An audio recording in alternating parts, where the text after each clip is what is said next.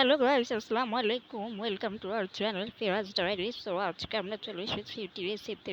আমার অনেক দিন যাবত আর কি মাশরুম চপ, চিকেন চপ এগুলো খেতে ইচ্ছে করছিল, মানে রেসিপিতে যে বিক্রি করে।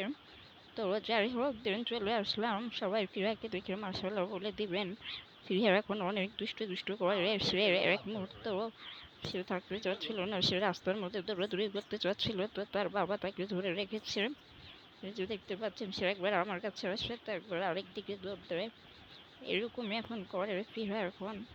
তো যাই হোক, দেন কি আর বলবো, মাশরুম চপ খেতে গেছি, অনেক দিন যাবত ইচ্ছে করছিল, যদি এগুলো আনহাইজেনিক আমি জানি, বাট মেয়েদের তো ফুচকা, চটপটি আর হচ্ছে এইসব ভাজা পোড়া গুলো তাদের কি বলবো, একটা অন্যরকম নেশা। যাই হোক, এগুলো আনহাইজেনিক জেনেও মেয়েরা খায়।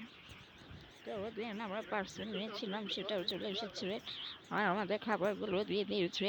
খাবারগুলো এত ফ্রেশ ছিল, আর কি কি বলবো, মাশরুম চপটা আমাদের সামনে বানিয়ে দিয়েছিল। আমরা বলেছি যে ফ্রেশ ইনস্ট্যান্ট বানিয়ে দিতে, তো সেটাই করেছিল। আর হচ্ছে চিংড়ির যে চপ, সেটা একটু মজা ছিল না। চিকেন চপটা একটু ভালো ছিল।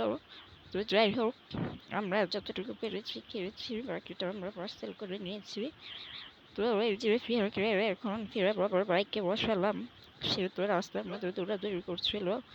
তো দেন আমরা এগুলো খেয়ে তারপরে দোয়েল চত্বরের দিকে চলে গিয়েছিলাম, সেখানে খুবই ভালো লেগেছে। আজকে আমরা দোয়েল চত্বর থেকে অনেক অনেক শপিং করেছি।